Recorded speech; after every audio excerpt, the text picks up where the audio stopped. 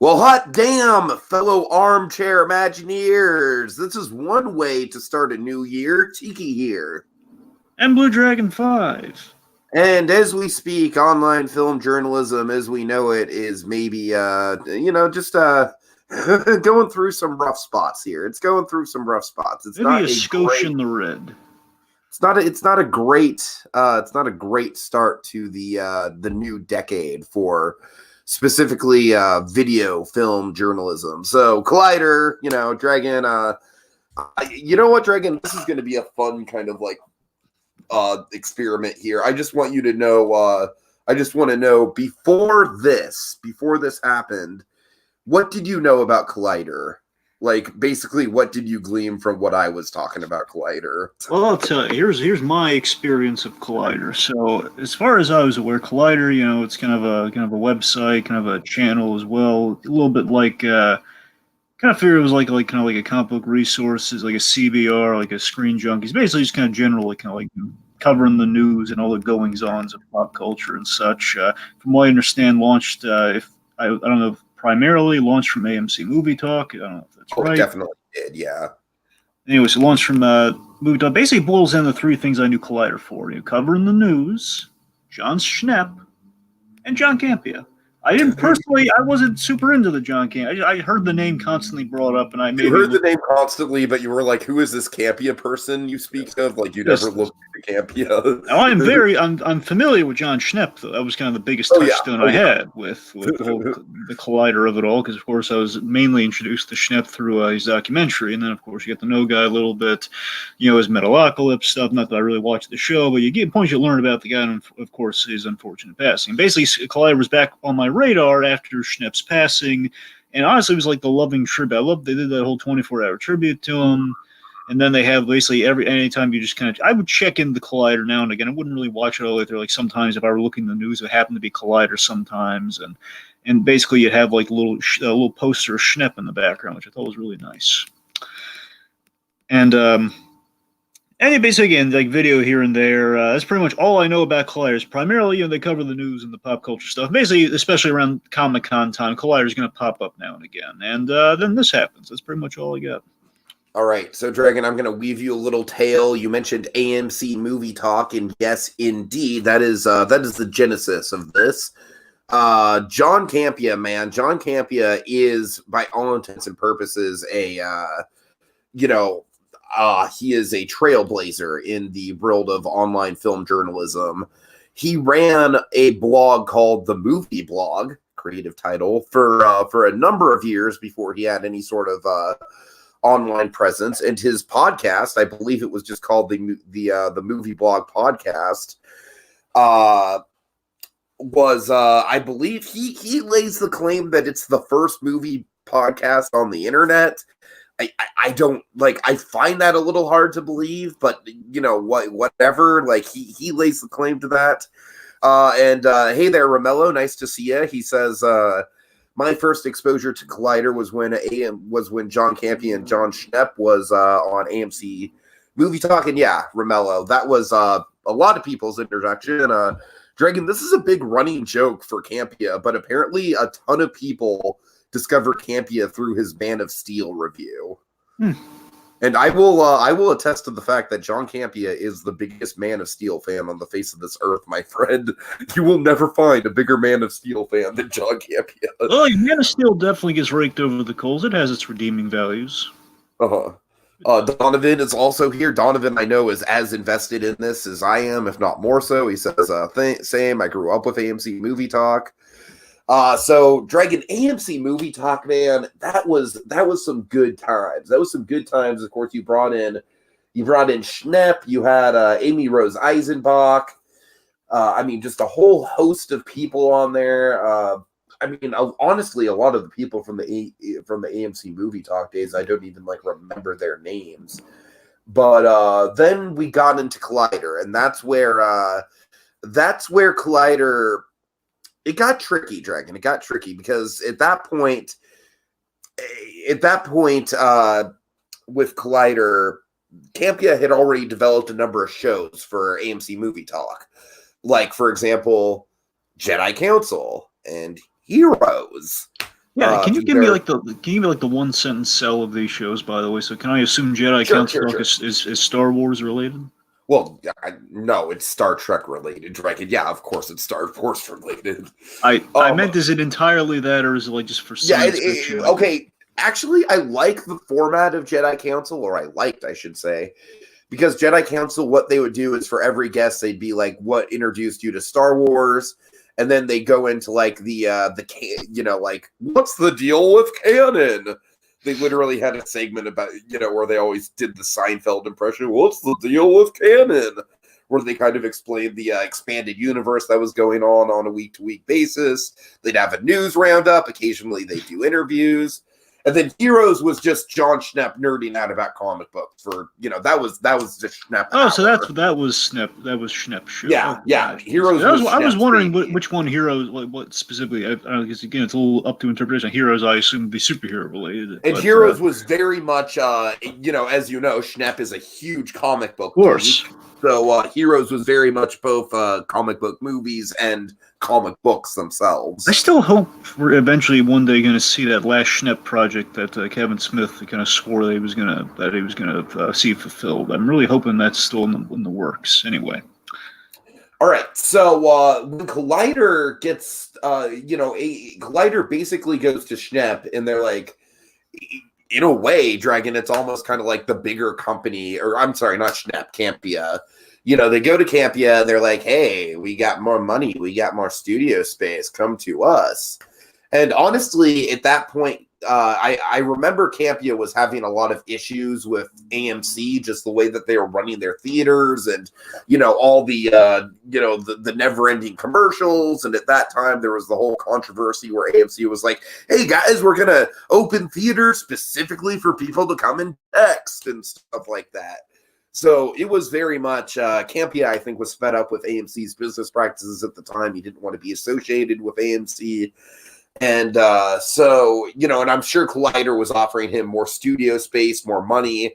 And so he moved a bunch of his crew over to Collider. They still had Schnepp definitely came over. I don't really remember the original lineup of the Collider movie talk days besides Campia and Schnepp. But at this point with Collider, I feel like that's where the lineup kind of got a little crazy. And there was a period of time where they were really drinking. There was a period of time where they had Jeremy Johns, they had both of the schmoes. I mean, they were killing it when they had Jeremy Johns on there.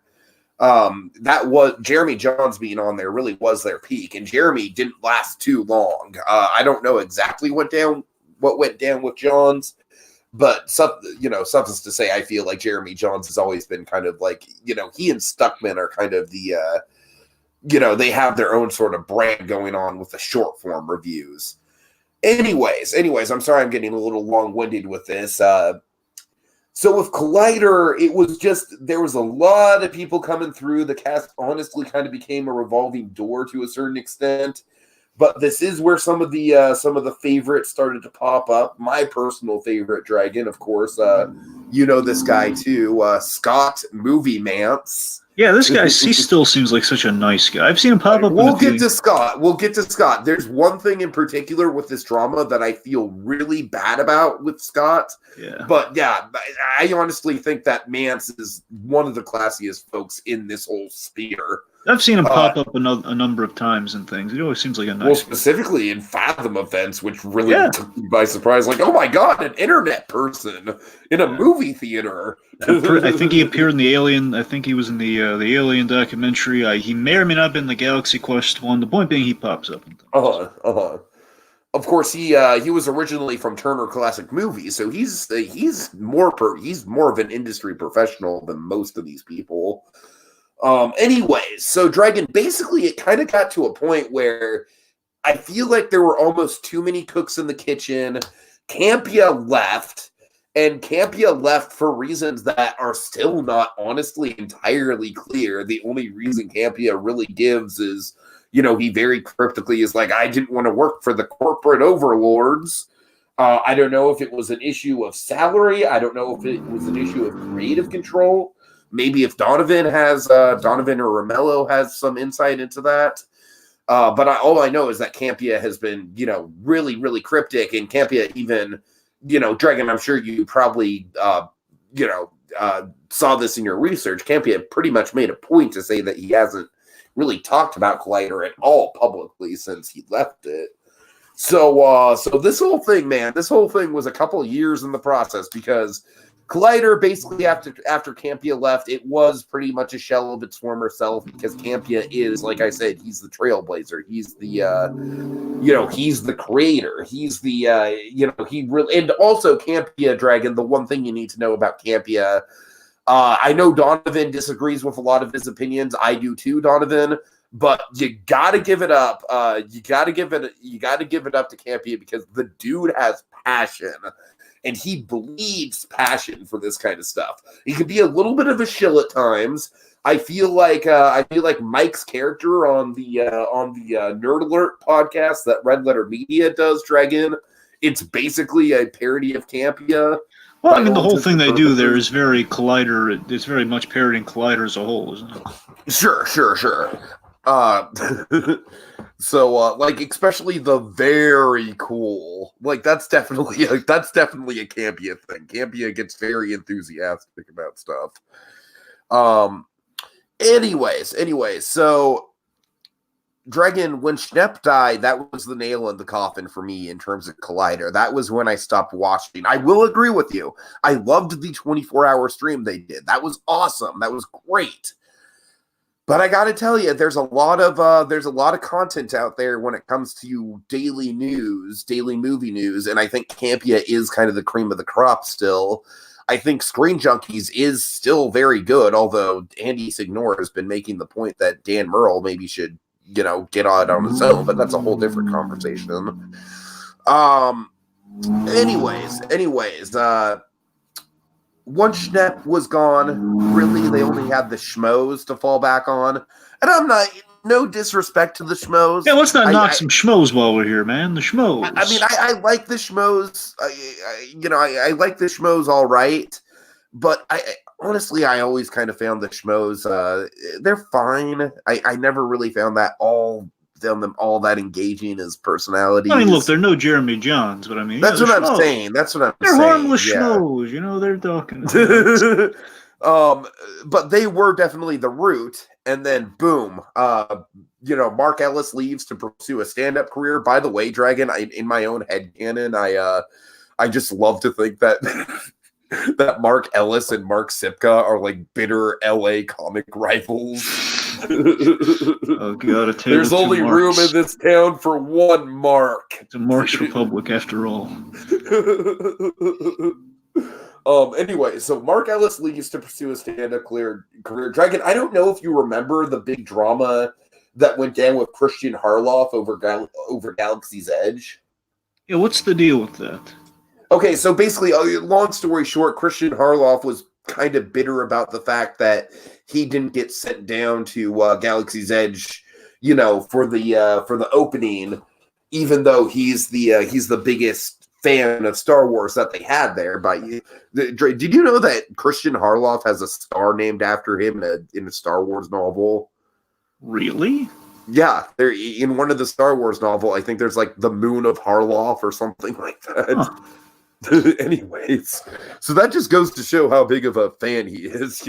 He's entrenched in the Star Wars fandom. He's in a canon, whether it's a current canon, I doubt it, but he's in a canon. No, it is current canon. I mean, technically, if Disney is like saying that everything expanded universe is canon, then he is canon. Well, no, I'm saying they're saying everything since they took over. The point. Let's not get into it. Let's entrenched. All right. So, anyways, the Christian thing was like kind of like it was bad on both sides. It was a bad look for Christian because he looked. He looked kind of spoiled, like, blah, I don't get to go to Galaxy's Edge.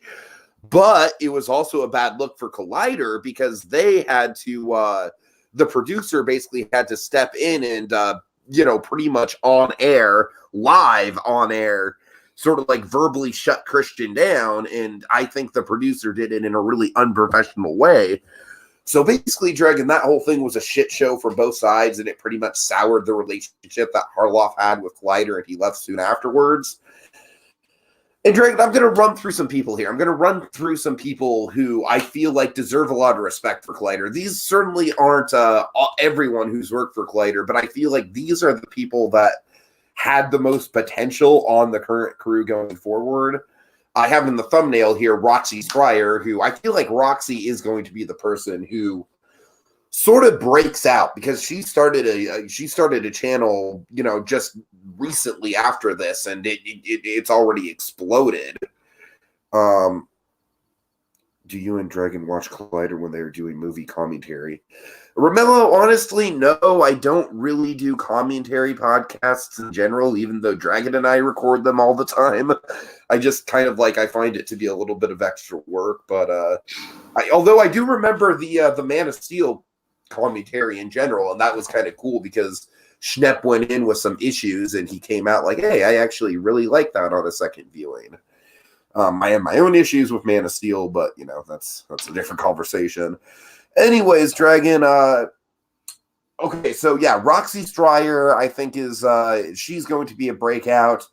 I feel really bad for Mark Riley, because Mark Riley is one of those dudes that just kind of like Scott Mance, he just kind of seemed like a stand-up guy for the most part. I got that impression from him as well, yeah. Yeah. John Roca. John Roca is someone who is definitely going to be on Hardloft's new channel, but I think John Roca was someone who really sort of emerged from the Collider crew. I really kind of grew attached to him. And honestly, Dragon, those are kind of the big three. I know there's certainly a lot more people that were affected by this, but those are the big three. Anyways, point being, Dragon, fast forward to present day, and we get, on January 2nd, I believe, we get the news. Literally a day after the new year, all this breaks out. We get the news that, oh, by the way, Collider, we're canceling Movie Talk, we're canceling Jedi Council, we're canceling Heroes, we're canceling Rule of Two, which I honestly don't even know what the fuck Rule of Two is. I've never watched it before. And most of them, it sounds like the live shows as well. Collider Live. Well, they were all live shows, but yeah, Collider Live was just kind of like kind of just like a general chit chat podcast. You know what I mean? It had no real structure to it. Well, point being, your flagship stuff like a Movie Talk or Heroes and probably Jedi Council, your landmark stuff. Gone. Now you can tell me this. Go ahead. Sorry. I don't know if you know the numbers of this here. I think it's like 5 out of at least the 8 programs. Roughly, how many podcasts would you estimate they had overall? Okay, I know there's some that have survived. I know that the top 10 shows survived. I know that Scott Mance's Oscar show survived, which, by the way, that's honestly the thing that I've been following the most for Collider for the last couple of years is Scott Mance's Oscar show. But yeah, I mean, it is something ridiculous. I mean, it is like a huge number of things just gone. And of course, Dragon, with this, honestly, I kind of saw the writing on the wall with this. After Harloff left, I really didn't think Collider was going to be around much longer. And honestly, for folks like Riley and Roxy and Roca and Josh McCouga and all those other people, I'm honestly not too worried about them. I think the community is strong enough, and between places like SEN, which is Harloff's new channel, and I'm sure Campia will have some of these people on. I'm sure they'll be fine. I'm sure that there's going to be places for them to go, and they all have fans that are gonna super chat the heck out of them on their own live streams. So yeah. Anyways, oh God, Romello, this is your first time hearing Collider being canceled? Oh, I'm sorry. Oh God. Well, you're in for quite a yarn, my friend. So sit back and just we're going by we're basically going by the big event days as right. Again, right. Dragon, of course. This, I don't think it was as cataclysmic as the Channel Awesome drama. No, that's the thing. It was not by any stretch. No, but of course, Dragon, you and me, we fucking followed that shit like hawks, man. We on that. Did. We were very much on. We were there as it was completely unfolding. We did a biopic pitch on it too. Yeah, so like a 3-part biopic. No, pitch. 4 parts, Tiki. It's 4 parts because I told you we should. You had the clip it at an epilogue. It's really 3 parts, but it's separated into 4 parts.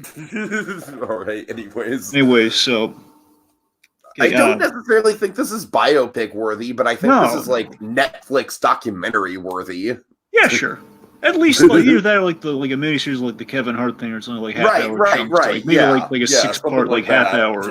Anyway, but yes. So the point being, if I just you tell me if I'm on the money here, see if I gleaned anything from my research and my entrenchment in the matter, because I was the novice in Collider, as you can probably guess here, folks. So the point being, cancel a number of the landmark series, at least 5 series out of like a possible, let's say at least I don't know, let's say at least half of the shows, at least half. Oh, I think it was more than half. I think it was more than half too, but again, we can't pinpoint it. I think it was like 8 shows, but I don't. The point being, like 5 out of the 8, or however you want to work that fraction. The point being, a lot of people out of the job suddenly, fans completely blindsided by like the blink and you miss it cancellations, and no one across the board happy about it because like, what you just canceled it without a word? And of course, I've lived through cancellations of beloved shows, and that. It's never a happy matter. Like, what? They didn't even know they were going to end. You didn't let them do an ending.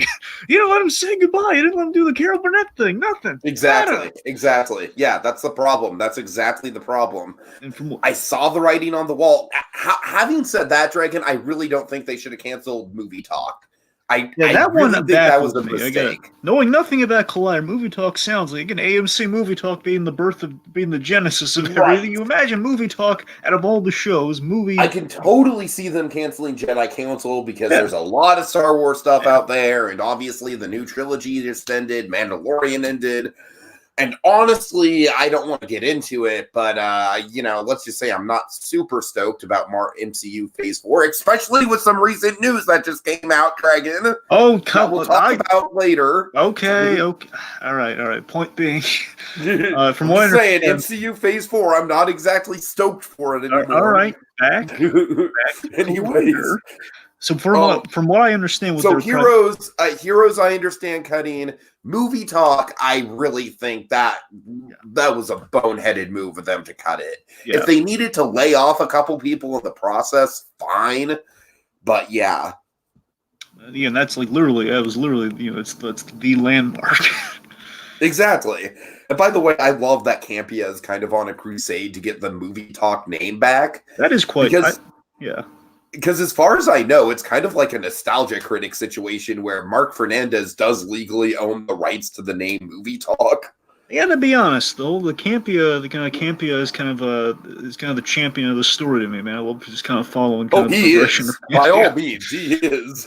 Anyway, so the point being, from what I understand, and correct me if I'm wrong, they're mainly doing something. They're doing this deep fake show and celebrity stuff. Basically, this is the main thing. They kind of said that, again, we cancel all these landmark shows out of the blue, and we're going to keep on doing in prominence some of this deep fake stuff and celebrity focused stuff. Also, I believe stuff like comic book collecting. I think they said, and then Donovan also pointed out that they're apparently looking into VR. Oh yeah. Like, so here, what the fuck are they going to VR? Hernandez, he has the studio. Yeah, well, that's what I'm saying. Are they going to literally just VR this precious studio space that Mark Fernandez speaks so highly of? It does sound kind of like a bonehead move. Like, you want a VR just sitting around and talking. I mean, are we basically? Is he going to walk and talk? Is he like you're going to project an office? Mark Fernandez for that studio space, my friend, because Mark Fernandez seemed a little too inviting of just like, oh yeah, and he's schmo off the street. Just come in. I'll let you use my studio. Yeah, let's just. I want to hold Mark Fernandez to that. Where is the studio? Next time I'm in LA, I want to be like, hey, Mark Fernandez, me and my friend Monkey over here have a podcast we want to do. Yeah, or better yet, you get the JGI guy. Yeah, you're right. That would be like a legitimate actually, it could probably make it happen if that's the case. But yeah. Anyway, so one thing there's points we're focusing on things that are really primarily going to get views and attention. That's what it sounds like for me. That's kind of what Collider. It's things that are not going to grow communities, and that's the one thing that Collider had going for it. It didn't necessarily have huge viewership, and I will admit that Campia was crushing them. Just doing a solo show out of his apartment or house or whatever. I do love railing against the machine, man versus kind of the automatic. We have numbers on. Absolutely, that's Dragon. Honestly, this whole thing, I think this drama unto itself wouldn't make a good movie. But honestly, man, I think there's material for a Campia biopic. Because Campia really is kind of like, he is the controversial people's champion. Like, he has very outspoken opinions, and he'll let you know him, and he doesn't give a shit, but you kind of love him for it. He did kind of prove, from what, again, bear in mind, not knowing not being there from the beginning or there for like a large part of it, I would say, Campia does seem to be kind of like the secret ingredient of Collider. And once he was he and Schnepp, and of course Schnepp, they basically like a two-part compound. With Schnepp out of the equation, you have John Campia being the last remnant of DNA. When that's gone, we're just left with a guy who says, it's still Collider, right? Right? Anyway, so like this plus this deep fake stuff, I've looked into a few of their deep fake stuff. Oh, I gotta tell you, no, I'm familiar. So confused. Now I'm familiar with a deep fake is because I've seen on Hollywood Babylon they introduced a few clips of demonstrating what a deep fake is. They did some deep fakes on Kevin Smith and Ralph Garner, which are quite hilarious. Dragon, this is going to be really shameful to admit, but I first heard about deep fakes through fucking Shane Dawson of all people. Oh, God. So for the kids out there, deep fake essentially is when you take someone and basically you digitally kind of like basically place like a famous person or something you want to basically make it look like, and you basically kind of somehow meld that in with someone so it looks like they are someone else. So basically the main one they've been doing lately is George Lucas and Harrison Ford. Oh, why? I want to say I'd love to think that they actually got Jamie Costa in there for Harrison Ford, and I think they may have. I'm not sure with that deep fake stuff. I don't know because I don't show you who's in the videos, but point being, I've been doing some of that, and like I saw them do like a fat Robert Downey Jr., which didn't impress me. So anyway. So my whole thing with the deepfakes is like the only one I've seen is the George Lucas reacting to the Last Jedi trailer, and it wasn't funny at all. Dragon, he was just kind of just like, "Oh, this is happening on screen, and oh, there's the space forces," and it's just like it wasn't even clever. Like the writing wasn't even witty. Yeah, that's the thing. Like, there's no, like, of course, again, I don't want to just, like, compare them to everything here, but again, look at Red Letter Media. They know how to do George Lucas comedy. Oh, my God. Oh, and Red Letter Media also knows how to do short-form comedy videos. I mean, they don't do them often, but when they do, like, of course, the iconic one is the Rogue One one. Yes.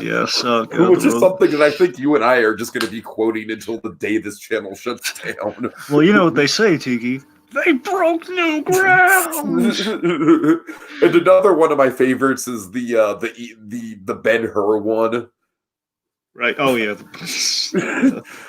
Oh no! We gotta tell Jay. Okay.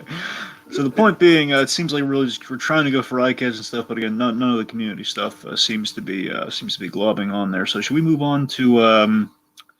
Unless we should probably should we cling on to more of the layoffs, or should we move on to a different day? I mean, we already pretty much went over the layoffs. I mean, like I said, I don't want to I don't have a full list in front of me of every single person, but I think some of the people that were most affected by it were like folks like Roxy Stryer, John Roca, Mark Riley, Josh McCouga. Honestly, those are the big four names I can think of off the top of my head, and I'm sure there's plenty more people out there.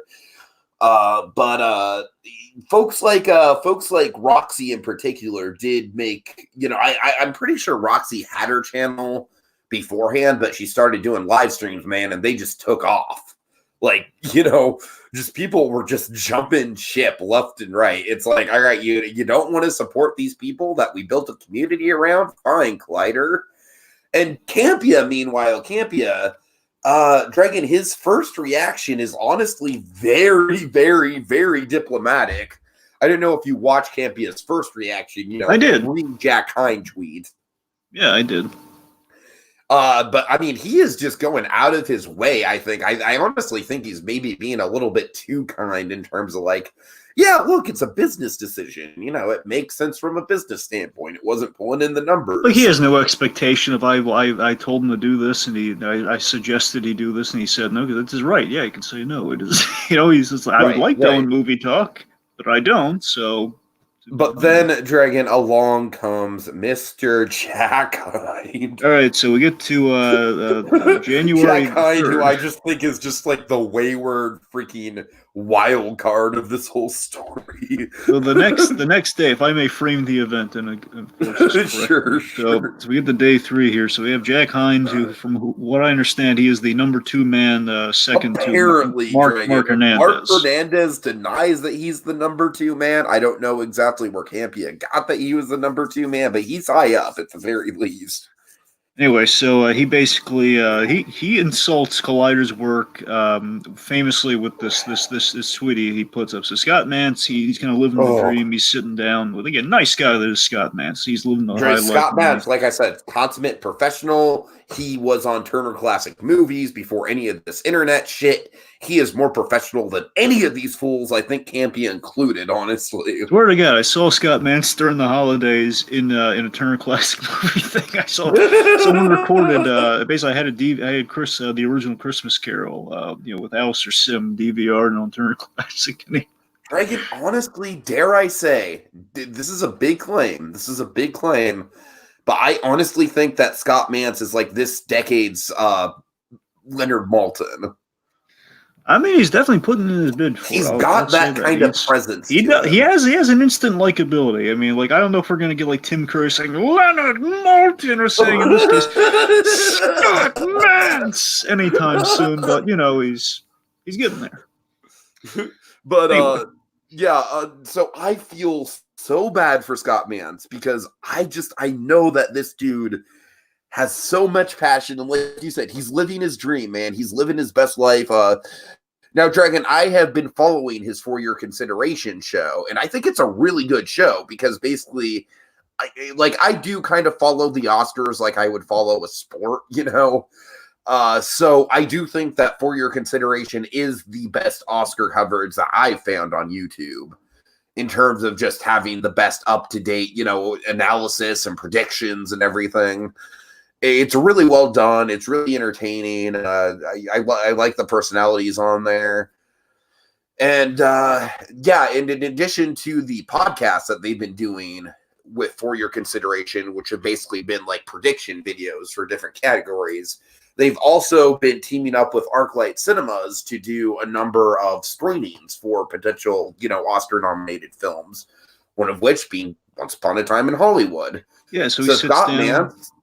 Yeah, so Scott Mance, he sits down with Brad, with Leo, with Quentin Tarantino, and he has, he just puts out, like, honestly, I love the enthusiasm of this tweet, man, and I just hate that it's been dragged through the coals.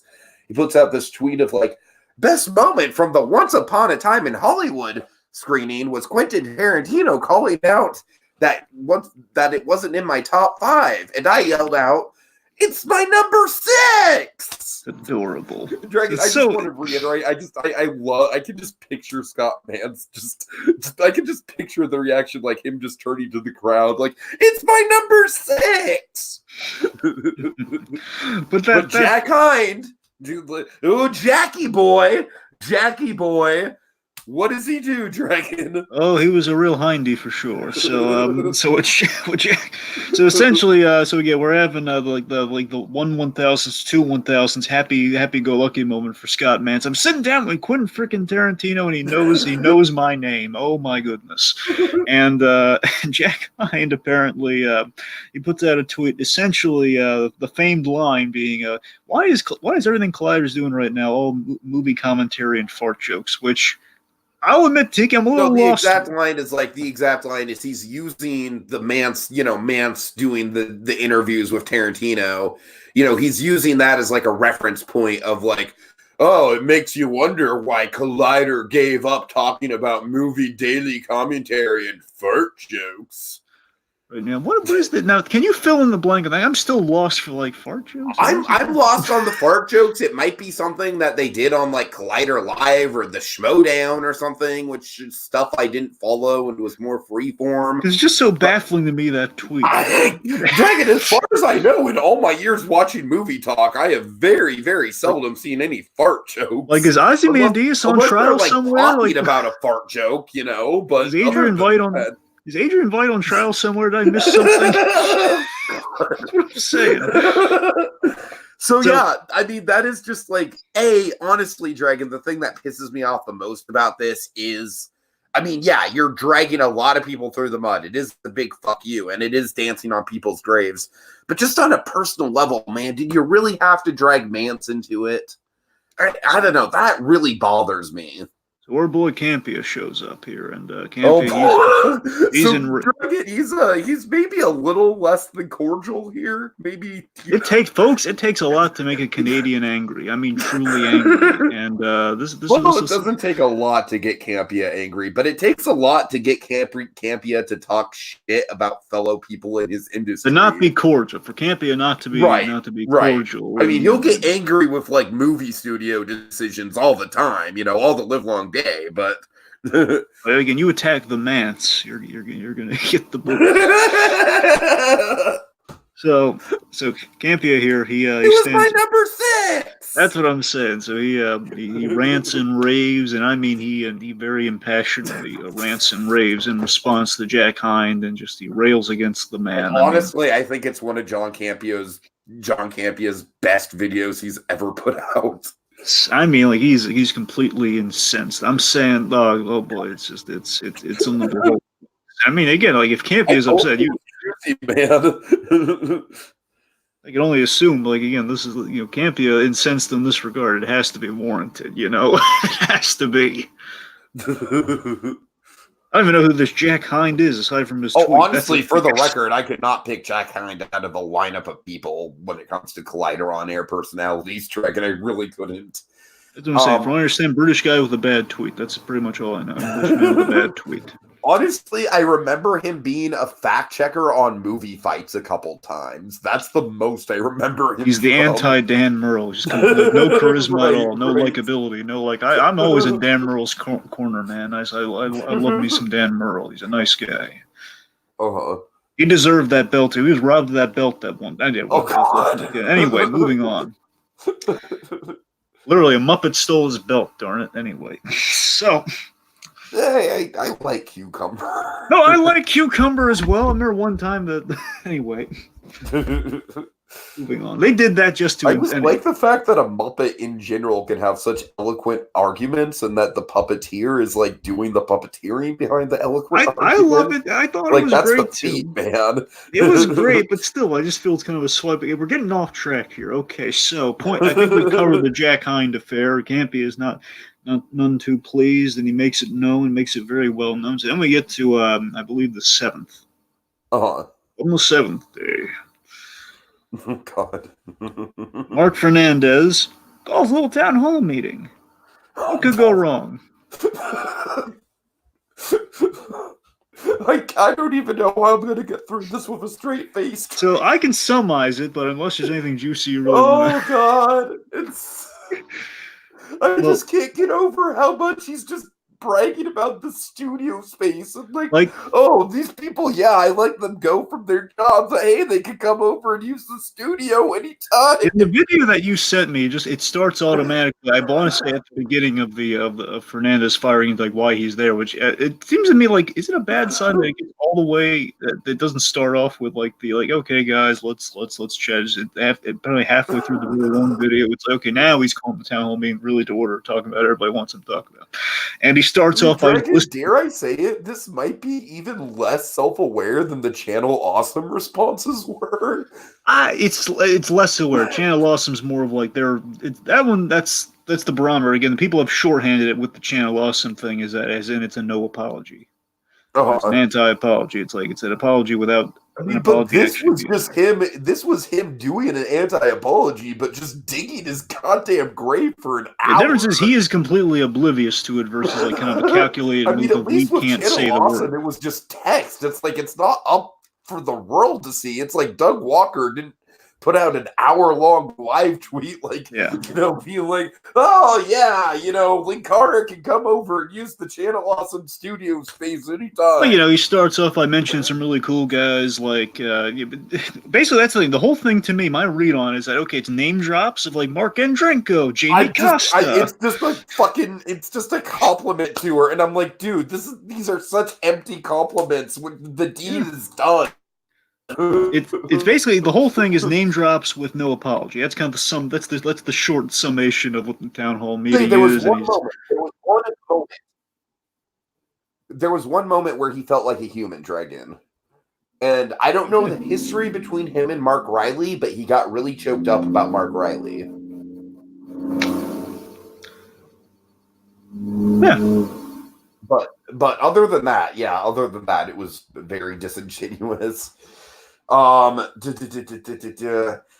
of course, I think the big thing for me was like, he's like, oh, I did. Okay, first of all, I think one of the worst PR moves he pulls in this entire thing is like, oh, it's not in my contract. If people want to quit, they have to give 2 weeks notice, but I don't have to give any notice. It's not in my contract to give any notice. Legally, I'm allowed to do that. I'm like, that's not the fucking point, dude. At the end of the day, it really is. It's still not going to come out all squeaky clean, but at the end of the day, people just want you to fess up to it, man. They just want you to say, you know what, I made a miscalculation. The deed is done. I'm sorry. I can't really unring that bell, and here we are moving forward. I mean, that's pretty straightforward, right? Yeah, but instead, he's just like getting into like contractual, like, God. Again, without admitting fault, people want fault to be admitted, so they know, okay, yes, I admit. The only explanation he gives for how last minute it was is he was like, oh, I just wanted people to enjoy their holidays. Okay, Marky boy, all right, let me call you out on this. So you're saying you want people to enjoy their holidays and just go on their merry way, spending, lapping it up. The holidays cost money, Dragon, if you want to have a damn good holiday. There's money to be involved there. You might want to consider something like a future long-term budget when it comes to planning out what Christmas presents you're going to buy and what events you might attend over the holiday season. It might maybe make a little bit of a factor, like if you're going to lose your job as soon as the holiday season is over.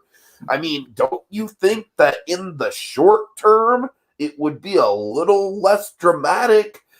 I don't know, man. Essentially, the song that's playing in Fernandez's head that should probably be the underscore of this is "The best things in life are free." Oh, God. Yeah. But like I said, I just think the whole thing becomes a farce once he just starts bringing up all the it's my studio in my studio space, and they can come and use it anytime they want. And that dredges up, like, again, the fundamental thing where, again, Fernandez owns titles like Movie Talk that can't be probably coined in the first place that he covets and they would like back. So exactly. Like, Mark, you might own the company Collider, but it's not your idea. It's not your concept. Yep. If anything, this might be a cliche, but if anything, it's the fans. It belongs to the fans. It'd be hilarious if someone just out of spite, just like basically one of the people who was let go and they started up like a new thing. Basically, they wanted to be like basically build the site up from the ground up, and they just called Super Collider. No, Dragon, I'm telling you, I really want somebody like some low tier YouTuber with like 10,000 subscribers or something to just fucking troll the shit out of this dude and just like take advantage of the whole, you come here and use my studio space. I'm gonna take a moment. Maybe we shouldn't be as petty towards the man, because that brings us to the next couple days. Where he miscalculated that, but it's saying that we should troll a man. That's not the solution. All right, well, Dragon, I'm not saying we should like ruin the guy's life or cyberbullying. Yeah. All I'm saying is that I think it would be funny, like for a prank video or something, if a small tier YouTube channel like filmed the experience of like, all right, we're gonna take Fernandez up on his offer to. Okay, there you go. That's much better spirits there. Well, he made the offer. That's what I'm saying, Dragon. Like, I don't want to go to the guy's house and like cause any chaos or anything. I just want to literally. I'm genuinely curious to see someone follow up on the offer. That's all I'm saying. All right, so what? That brings us to the 9th, right? Yeah, something like that. Yeah. That brings us roughly yesterday. Yeah, so it's the 9th. Brings us to yesterday, man. We're going back. And I love how Campia advertises it the night before, and he basically oh man, the way he does it on Twitter, it's basically like he's announcing a wrestling event or something. Oh god. Like, tomorrow, Movie Talk is just going to be a one-on-one interview with Fernandez. That is a great sell, though, given like we had a guy who's really ranted against what has happened, and a guy who's dug his own grave, and they're gonna match up like old school, like the old Hollywood boxing style. It's gonna be. Dragon, I really want to know the details of the drama that went down between Fernandez and Campia, because John did say that the last time they were in a room together, they physically came to blows. Really? Yeah. Oh, yeah. You didn't catch that? He said that like at the very start of the interview. Well, I know he said though. I didn't know he meant like they literally came to blows last time. I thought it was no. As far as I know, someone had to like physically pull them apart from one another. It was that bad. Huh. I could believe. So I don't know like I said, I don't know the exact details. I don't know if it was a budgetary thing or a creative differences thing or what. I have no idea. But I'm intrigued. I'm very intrigued. I had a theory though, like a little theory, and bear in mind, it's like never would there be never will we pitch a biopic on the Collider affair, mind you. But well, like I said, I would be damned to pitch a biopic on Campia himself. Well, regardless, I mean, you have to admit that John Schnapp's death is a big low of lows moment in said proverbial biopic. Well, certainly it is. Just from a dramatic point of view. I mean, you got to remember the best. Honestly, my favorite thing in the Campia research was Campia and the one pre the whole Hind thing. Mr. Hind in what's called no the whole Hind affair. Was he had this really beautiful thing where he mentioned in mentioning why he, again in a roundabout way, saying why he left Collider. He had this moment with John Schnepp, where John Schnepp, like a week or so before his passing, said to him, like the last time he saw John Schnepp, essentially said, "Life is too short to be unhappy." Yeah. That's profound. It's very profound. Again, that's what I'm saying, man. It's like you wouldn't make a whole biopic out of this Collider situation, but I do think that John Campia's story is compelling. Well, my point, some people are theorizing why this sit-down happened. My theory, my scene in an imaginary money, biopic. Dragon. Money. We've got to have money. Campia saw the views, motherfucker. And that's what I respect about Campia, man. He is a consummate businessman. Well, I think you just took the bones out of my thing just now, but let me throw it out there anyway. Okay, I think now you mentioned that you're absolutely right, but let me throw this out there just for like optimistic sake. Okay, I imagine, I can only, my assumption was, maybe there's like a personal moment for Mark Fernandez after he just sees the reaction, like he reads the comments and everything after his little town hall meeting. He sees the reaction, of everything. He sees this whole, he sees how hurt Campia was by that tweet and then Jack Hine and everything. He watches his rant and everything. Usually there's a moment of like, he calls him up and, he says, let's sit down for an interview. I don't know. I'd like to think that maybe there's like an adult moment of, what, enough's enough. Let's sit down. Let's talk. Okay, on Fernandez's level, yes, you're right. I think Fernandez probably did want to clear the air, but Dragon, I'm sorry. I know Campia better than you do. Obviously. You do. I know qualms. You do. And Dragon, let me just tell you that Campia was loving every minute of this interview, Dragon, all right? Because, he got to impart some advice and stuff, and he did help. I think this interview was, Campia did give Fernandez, a fucking, just a massive assist, just, he's like the Eagles from Lord of the Rings, it's almost not fair how big of an assist he gave Mark Fernandez in this situation. He just swooped in and saved Fernandez's ass, and Fernandez should be forever grateful to Campia. If Fernandez has any sort of shot at any sort of comeback for whatever the hell he plans on doing with Collider, Campia is the one that gave it to him. But not for a minute do I think that Campia was not loving every second of sitting there and being like, oh, you are the reason I left the corporate overlord structure, and I am doing so much better for myself solo than you ever could on your own personal channel, and your own personal channel is crashing and burning. Dragon, like I said, I know Campia, and I know he was just relishing in it. Yes, but here's the thing. Okay, I think he starts off exactly like you're saying. I think halfway through it, basically, it seems like a civil conversation where where basically they're sitting down there. You can tell, yeah, I think you can see the relishment in Campia towards the start of things. Mark, he's acknowledging that he finally acknowledges, like, yeah, he screwed the pooch on the idea. However, he screwed pooch in his approach, but then he kind of get backpedals. And this is where I think Campia, he's reining himself, and he's like, okay, I'm going to be back to like being the diplomatic kind of Campia. Like, okay, well now I'm just gonna.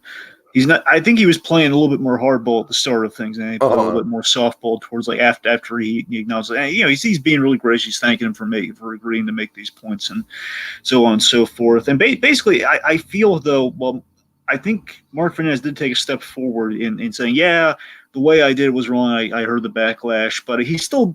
I think him then going on to say essentially never say never in terms of like, well, never say never. I never said I was never gonna bring him back. Like, come on. That's him falling back on never say never. The shows could always come back, and not much else. He didn't really say anything else beyond never say never. It was pretty much. It does feel very apparent. Like, yeah, we're trying to save Mark Fernandez in the second half of that little sit down, and Campia again. I think he's more so relishing. Like, I can you don't have to play it so nice at the start here, but then I should make sure I don't want to watch him crash and burn all off. And that's because as much as Campia is a shrewd businessman, he's also a professional. Exactly, that's the thing. The professionalism comes out. And I think some people might have criticized Campia. You had him, man. He was over a barrel. You could have. People who are criticizing that don't know Campia well enough. Exactly. Because Campia would never do that. I mean, like I said, there's a reason why he's so respected in this industry is because he doesn't burn bridges for the most part. Yeah, like he does. He plays it classy. He doesn't call him out, but he plays it very classy with professionalism. I saw like the live comments. It seems like by the end of the thing, the other half is basically Campia's doing the rest of the show. But the first hour, it seems like the crowd, they didn't take kindly to Fernandez. Like, they're not. I don't think they're the forgiving sort. They're still saying F Fernandez. And it's the internet dragon. That's what I'm saying. But it would have. I was hoping to see. A part of me was like, maybe like, I wonder if people's hearts and minds are going to be swayed at all. And it's obviously no, but. It was just like, I wonder if there's gonna be at least one person. Not really, no real one person. It was just it was all basically people saying, "Oh, you went too soft. You went soft, Campia." There's some you went soft, Campia. There was some like F you, Fernandez. There was like, that goes and show you. Like, sometimes there are no happy endings, folks. Sometimes there are no happy endings. I'm sorry. All right. One more thing to address, Dragon. Jack Hind. I don't think that Jack Hind should have lost his job, and that might be a controversial opinion, but I think one stupid tweet does not equal losing a job. And if this is like the only bad thing that Jack Hind has ever done at Collider, I don't really think that he deserves to be fired over it. Wait, was he canned for this, or is he possibly going to be canned? No, he's not. And Fernandez says that he has been, basically, there's been some form of discipline for Hind, but he's not going to go forward and say what it was. But Dragon, I think the one thing that needs to happen still, I think Hind needs to come on air with an apology. That would be nice. We saw how they did last time with the apology, so hopefully this time it would be a little better. But yes. I mean, don't make it an hour-long live stream. That's the thing. Sure, that too. Just have it be a 3-minute recorded clip, for God's sakes. Yeah.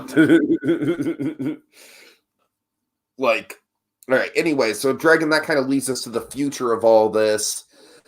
So let's just kind of go, I'm just going to kind of lay out the landscape as it is now. So, of course, you have folks like Jeremy Johns and Stuckman, and who I honestly think I take their opinions more seriously than I take most other film critics. I think they do a fantastic job of balancing the art house films with the blockbusters and treating them all on equal playing fields with each other. And they are very good, consummate solo short form acts. And then we've got people like Christian Harloff over at SEN, Screen Entertainment News. Dragon, I got to admit, I'm probably not going to keep up with that channel, but as far as I know, the channel is doing well for itself, and I might tune into that channel every now and again if John Roca's on there. I will be following Roxy Streyer's channel, and I definitely think that there's going to be a couple other Collider folks that might sort of, that I might follow as well. I'm going to see, what Mark Riley's up to. Screen Junkies, I know it's not really part of the conversation here, but, I'm rooting for Screen Junkies, man. I am. But I do think that Andy Signore, because Andy Signore, I think, I don't want to get into the drama with Signore. That's a whole can of worms in itself. And, I feel like he's explained himself pretty well in that regard. But Signore, he's also been, I feel like he's probably done the best job of having a comprehensive recap of all of this. And he's sort of mentioned that Dan Murrell should go out on his own, Dragon. I know it doesn't have anything to do with the conversation, but I feel like it kind of tangentially relates to the community. What do you think about that? What do you think of Dan Murrell striking it out on his own and going Campia style with it? Well, I mean, again, I do like Dan Murrell, and I do feel he has the chops to do it. Basically, it'll be quite the leap for him. I mean, again, that's going to be a scary thing if he were ever to do it, because again, he's really kind of in a cozy niche over there. He's kind of indispensable over there. I don't agree with it myself, just because I think they've got a good community vibe going on. Yeah. I mean, I think that community still has a lot of heavy hitters intact over there, like Hal Rudnick and Spencer Gilbert. Like, if they lose Rudnick and Dan Murrell, I think they're going to be in trouble. Oh God, yeah. That's what I'm saying. I mean, that's the thing. As much as I like for the personal enrichment of Dan Murrell, yeah, go out there, man, hang your own shingle. But by the same token, though, it's like, Danny boy, don't do that, or else the whole ship's like you lose half the ship. And if anything happens to poor Hal Rudnick, I mean, my goodness. Romello asks if we follow Geekvolution. I do, very intently, yes. I would wager to say that Geekvolution kind of tangentially is how we met. Yeah, sure, that's for simplicity's sake. Tangentially. I don't want to get into the details. Yeah. We met through, we basically were introduced to each other through a friend of Geekvolution. Yes. Okay. So, yeah. Yes, you'll find me on the live streams of Geekvolution many a time. You will. Oh yeah. By the way, Dragon, was it intentional on your end that we recorded our Watchmen spoiler cast immediately after they recorded theirs? Did you even realize that was a thing? I've got to be honest. I forgot it was going to be on Thursday because they keep changing the nights of when they're doing their stuff, and tangentially, it just kind of ended up being working out because we were supposed to do it Wednesday then. Oh yeah. Anywho, and the Campia, I feel like Campia is probably just going to be the big daddy lording over everything, man. I mean, Campia's doing better than all these fuckers, honestly. And she's a two-man show, because it's him and Robert Meyer Burnett. Who, by the way, Dragon, Robert Meyer Burnett in himself, I feel like is you might be vaguely familiar with him because he's done a lot of DVD bonus materials over the years. But, yeah, I think him and Campia make a good team. Honestly, like I said, I hate to, I don't mean to be all controversial, but I do think that Andy Signore is doing good things over at his channel.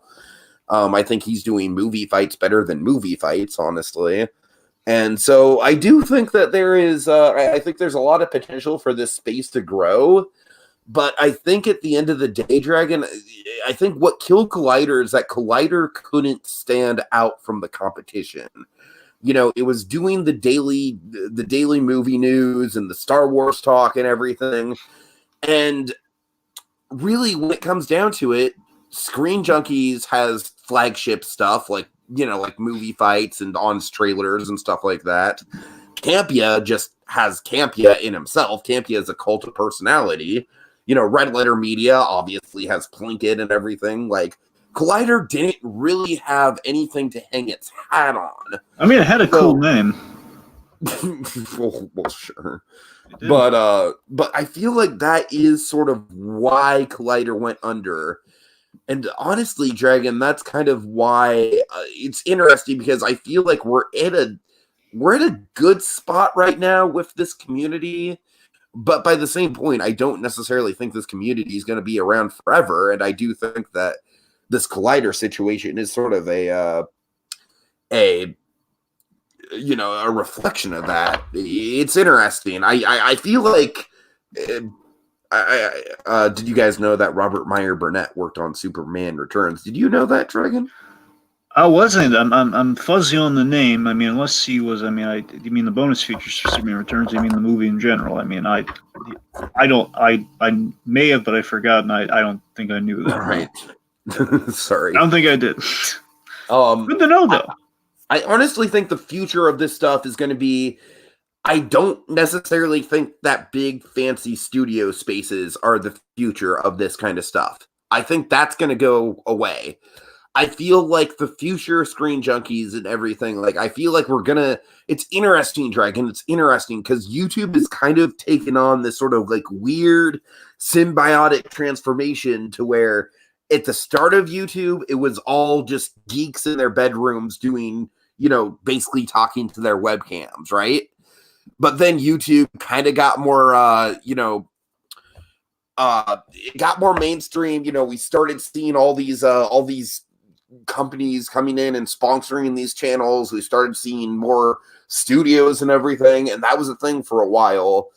But Dragon, I feel like YouTube is kind of like, at least in the space that I inhabit with YouTube, which obviously is a very niche part of the website as a whole. But the space that I inhabit, which is mostly like the Disney and movie nerd culture space, I feel like it's going back to the personal channels, Dragon. I feel like it's going back to the people doing shows from their apartments and, doing the personal vlogs and stuff. And I do feel like individual personalities are kind of like the future of this community. I don't necessarily think that Screen Junkies is going to lose their studio in the next year or whatever, but I do think it's something to ponder. I do think that people starting their own individual channels are the way to go. And by the way, Drake, I just have to say, like, man, if you get a dedicated community and you get that super chat going on, man, super chat is bank for people, my friend. That is a new tool to YouTubers that we never had before. And obviously, Dragon, I don't think, at this point, we pay people to comment. But I don't know, Trey. Super chat, I do think in theory, I love the idea of super chat if we were to ever reach that point. I do think that super chat is a great way for these kinds of creators. It's not like Patreon where you have to have like a monthly commitment. It's just like, hey, I'll throw a few bucks at you here and there. I've done that on Just Giggle It live streams just for the heck of it, knowing that they'd read my comment anyways, just because, hey, I'm just going to throw a couple bucks there just to support you guys.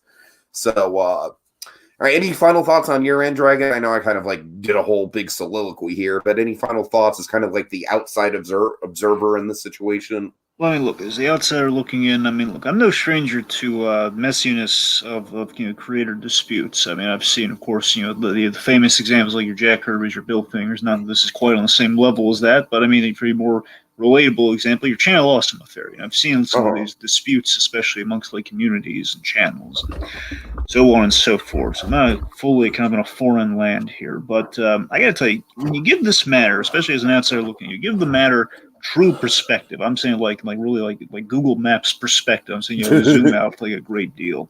It's a very small matter in the grand scheme of things that was made big because someone didn't gradually cut back on content or just address things in a straightforward manner. I think that's the big takeaway from all this. It wasn't just like, basically it went completely cold turkey, like shows, ending, gone. No, not even ending. Ending implies a satisfying conclusion, or at least a stab at a satisfying conclusion. Gone. Show's gone. Christmas, gone now. And to me, it's kind of sad to see like a dream job kind of compromise itself, and Collider essentially, again, still being an outsider, Collider losing its mojo. It seems, as Tiki said, the writing was on the wall since your big events like your Schnepp passing, your heart and soul passing, and kind of your brains behind the outfit in Campia leaving.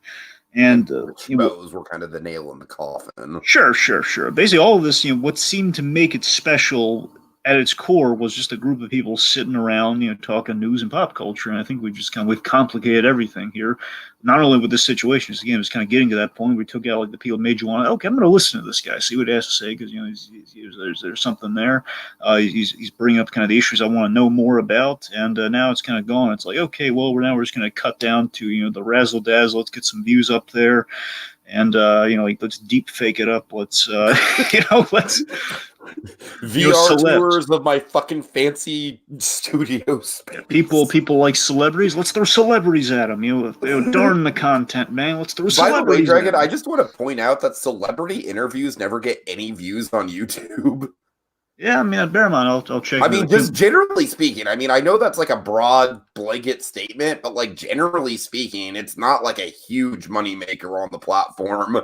So the point is, the whole affair, not exactly earth-shattering for me. I mean, I invest in the Campia side of this, just kind of seeing the one man go up against kind of the the dream that's kind of crumbled around him. But it's sad. It's sad. It's not earth-shattering, but it is quite sad. All right, so thank you to Dragon for putting the time into this, even though I know you're kind of a novice at this kind of thing. So thanks, Dragon, for putting the time in to do this, because I feel like this was a very important discussion to have, especially because we're not exactly in the space, Dragon, that these people inhabit, but I feel like we orbit the space. We're kind of like very much on the outliers of the space that these people inhabit. Yeah, we're like the extra satellite. Remember the satellites in WALL-E after like hundreds of years in the future, crap and everything. We're in there. We're one of the satellites, But I think Romello says it quite nicely. Yeah, well, Romello, God, this might be one of the freaking nicest live comments I've ever got in Dragon, so I'm going to end with this. Romello says, sad that Collider is getting canceled, but at least I still got the Campia show, Geekvolution, and you guys. Don't make me cry, Romello. Geekvolution and John Campia are way better than we could ever be, but thank you so much. I really appreciate it from the bottom of my heart. That honestly means a hell of a lot to me. Thanks to Romello for joining us, and thanks to Donovan and anyone else. This has honestly been, I think, one of the most one of the best podcasts we've done in a while, Dragon, just because I feel like this is a really important issue. So thank you guys for joining us. I mean, obviously, like this might be one of the first straight up YouTube drama podcasts that we've ever done, like outside of the channel off the biopic thing, which was kind of like, that doesn't even really count. So this is new for us, Dre. This is new for us, folks, and we're not going to make a habit out of doing stuff like this, but I did feel like it was a very important discussion to have, and I'm glad that we had it. All right, so thanks a lot for joining us, folks. Have a good night. Bye-bye. I used to watch Collider. I used to watch Collider. It was my number 6!